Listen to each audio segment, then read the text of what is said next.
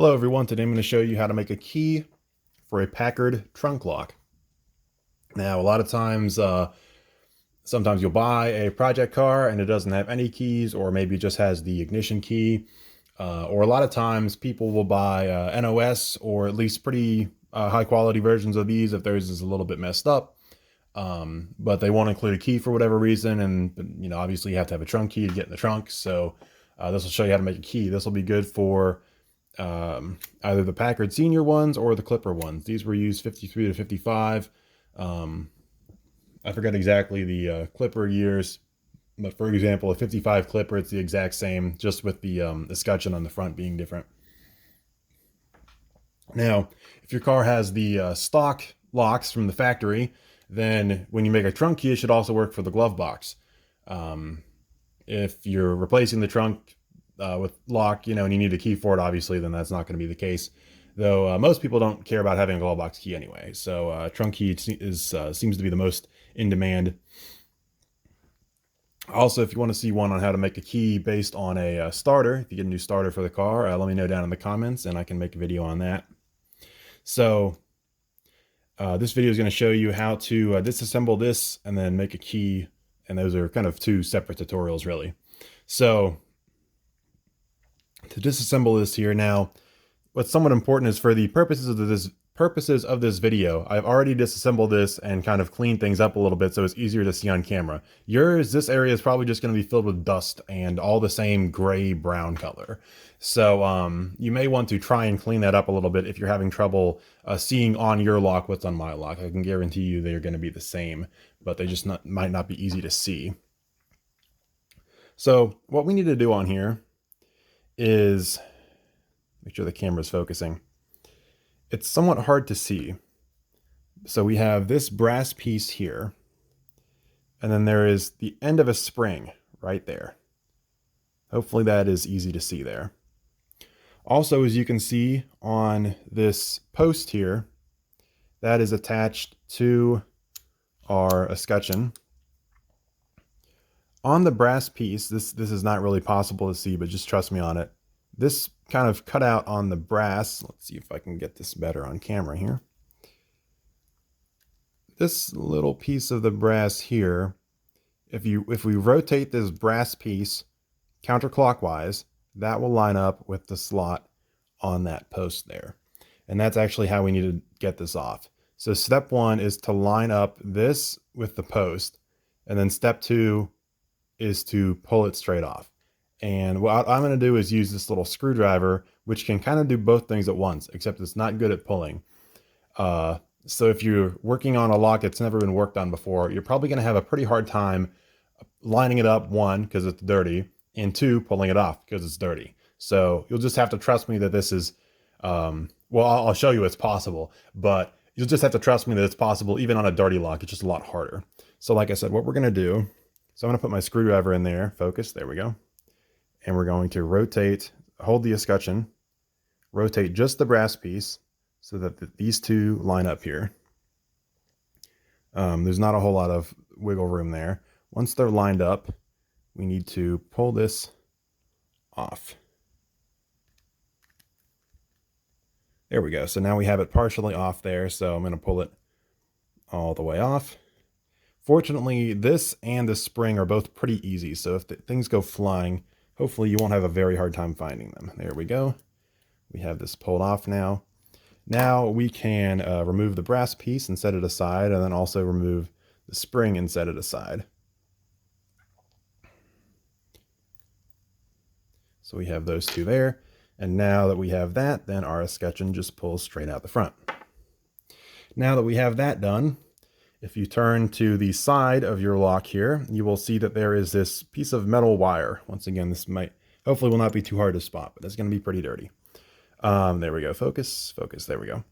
What you want to do, now for the purposes of this video, I've already bent this side out. This is what you need. So yours is going to look like this, bent on both sides. You need to get something under there and pull that out. Now what you can do, even with both sides bent, is get a screwdriver under there and just kind of tilt it up like that. And that'll help you get that bent out a little bit. And you don't have to get it bent straight. All you need to do is get it bent about just this much. And that's how much you need to be able to pull it out of there. We set it aside. And then if you just push on the tailpiece there, you will see the entire lock is now disassembled, and we have the lock core. Now, once we have this, we can start making our key for the lock. So what you need to do is you can go to a hardware store and get, usually it's called a B1 key. Or if you go to like Home Depot, Walmart, or something like that, they're going to use access keys, and it's an access number 78. Just grab a couple, or if there's someone manning the key station, just say you want to buy a couple access 78 key blanks uncut. They might give you a weird look or something, but this is what you need. If you're doing this for the first time, I would probably buy more than one, because you might mess it up the first time. It happens to the best of us. So basically what we're going to do is we're going to mark on the key where we need to cut the key to match up with these wafers. We can see when there's no key in there, all the wafers are down all the way. And that when we have the key in there, the key will push up on the individual wafers. We can see they push up different amounts. So that's how the lock works, is that your key ends up being cut so that all the wafers line up evenly with the top of the lock here. Likewise, they will line up evenly with the bottom of the lock and not stick out above or below. So if I can demonstrate by pulling the key out a little bit. So you can see that last wafer there needs to be right in this range of height. So we're going to mark on the key where we need to be cutting, and then use a square needle file to make the cuts. So what I recommend for this is one of those ultra fine tip Sharpies. This is not what I'm using here because I can't find my ultra fine tip Sharpie, but this is close enough.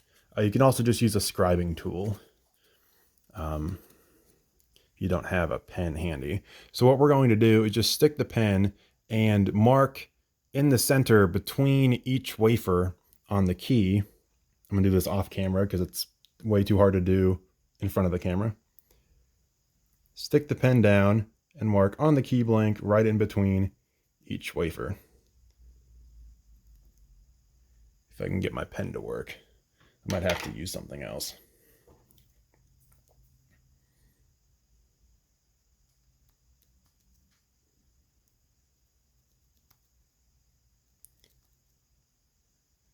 There we go.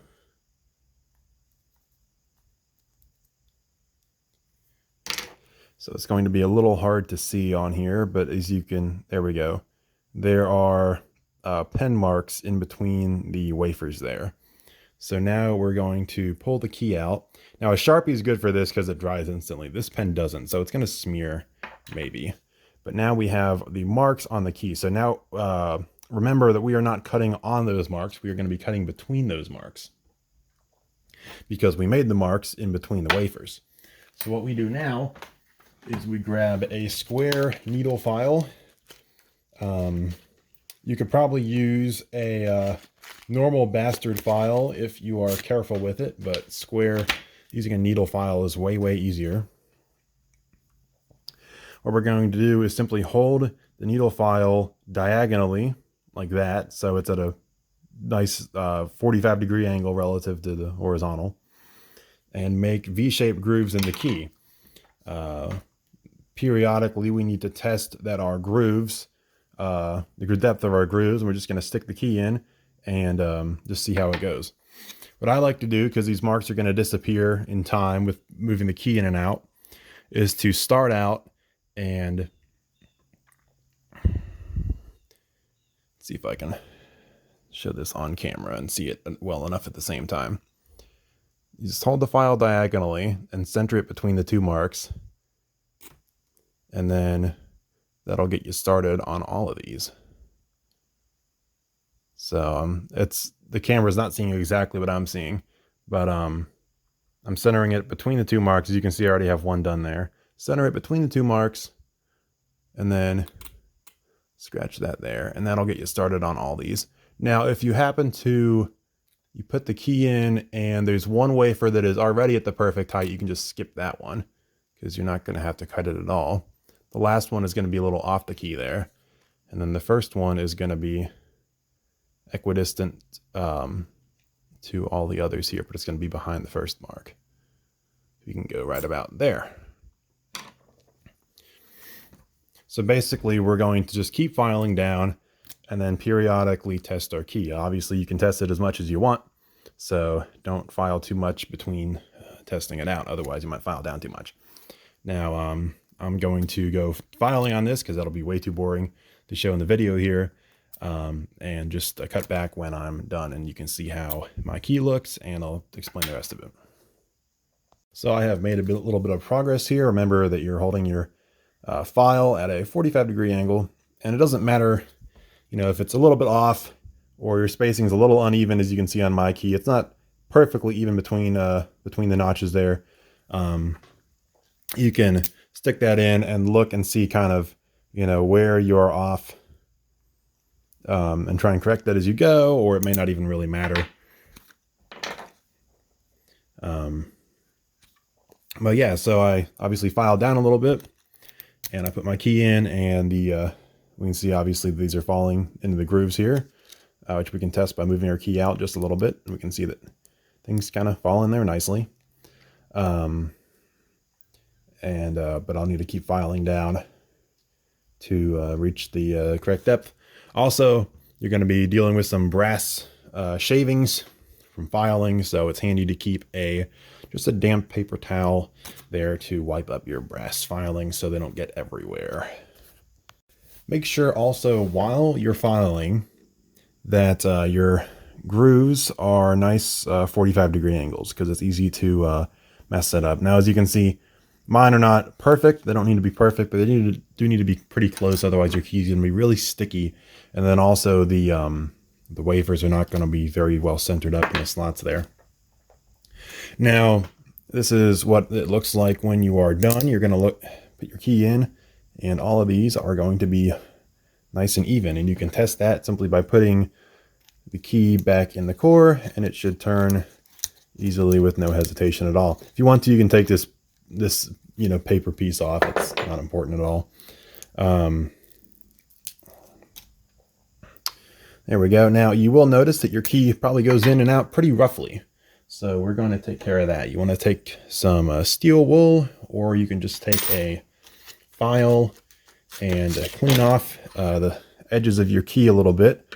Take a steel brush, probably on a Dremel tool would be best, but just kind of hit the side here, so you're taking those burrs off. You know, and then also all these peaks here. Now you don't want to file these flat, because the wafer's not resting in the bottom corner, right? It's kind of resting on the sides of, on the groove on both sides. But we can take a little bit off of those peaks there, so that it's not hitting those sharp peaks every time we put the key in and out of the lock. So we can just carefully file those off there. And you do want to kind of try and round them a little bit.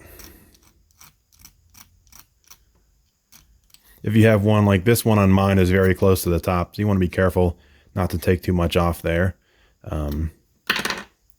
There we go. And then hit it with some steel wool again, or a wire brush or something like that, to kind of get it nice and soft there. So if you can run your finger over it and not feel any pain, then you should be good.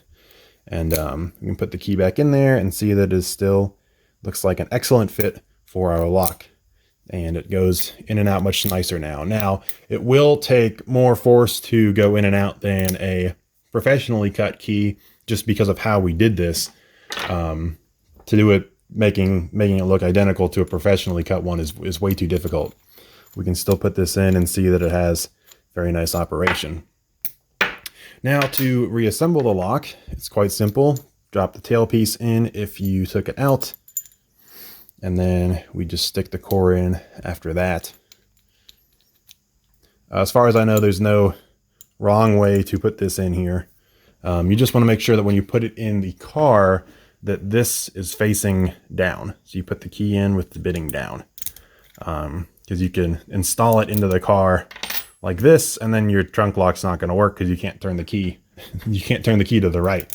So make sure that you do put it in correctly. Though if you assemble it upside down, obviously you can just turn it the other way before you install it into the car. Next thing to do is just take the little wire back here, and we put it back in and just bend it down a little bit. This is just steel wire, and really with you don't even need it to keep the of course it falls out. You don't even need it to keep the core in, because the escutcheon blocks the core. This just keeps it nicely in place. Also, while you're at it, if you have any grease, I can't find where my grease is. It's kind of annoying me. But this would be the time to put some grease on things if you want to do that. Though a lot of people recommend using graphite lube for locks. Just whatever lubricant you're doing, obviously, is better to put on before you reassemble it. But this one, I think we're just going to reassemble it how it is. Just kind of squeeze.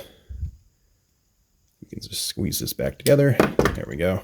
That'll be good enough, just as long as the lock's not coming out. It doesn't have to be perfectly flat. And then to reassemble this is a little tricky, but it's not that bad. So what we do is we put the escutcheon on, so we have the post coming out the back, right? So we take the spring here and put the spring in. Now here's the thing, is that you can't just stick this on, because this escutcheon, the spring needs to be preloaded so this thing snaps shut. And this is the easiest way I found to do this after much practice. So we're going to get real close to the camera again. You take this piece here, and then you set it on the spring such that the spring notches into there, right? So then we push this on the cutout in the escutcheon post. So we have the spring on the brass piece. Then we have this on. Now we're not going to push it on all the way. We're only going to push it on just a little bit to keep it lined up. Now what we're going to do is, keeping the brass piece just enough on the escutcheon post, is to push the escutcheon out a little bit. Now what we're going to do is rotate this in the direction of winding the spring, which is this way. And I think my brass piece has slipped off there. Okay, so like I said, this is a little tricky, but it's really not that bad. So we're going to keep the brass piece on there enough where it's on the post, but we also need to push the escutcheon out a little bit. We are turning it this way, which is from the front, it is clockwise. There we go. So this will make it so this thing snaps shut properly. Now at this point, if that is enough tension, then you can just push the brass piece on the rest of the way. When I was working on my clipper, it seemed like that one I needed to turn it twice. I'm not 100% sure from the factory whether they are turned around once or twice before they're put on. On this one, it seems just fine if I turn it only once. But if it's not good enough, doesn't feel good enough when you have it on once, then you can put it on, rotate the escutcheon twice and then snap the brass piece back on. When you snap the brass piece back on, you should see that the spring from the tension just pulls it into its kind of, come on camera, pulls it kind of into its locking position there, like as you remember from the start of the video. And there you go. Now you have your trunk lock. So you can try it out here. Obviously turn the escutcheon to the side, and then you can put your key in and work your lock. There you go. If you enjoyed this video, please be sure to leave a like and subscribe to my channel for more videos like this. If you have any questions, please put them down in the comments below. I read all my comments, so I will answer your question if I can. And with that being said, thank you so much for watching. Hope you enjoyed the video, and I will catch you later.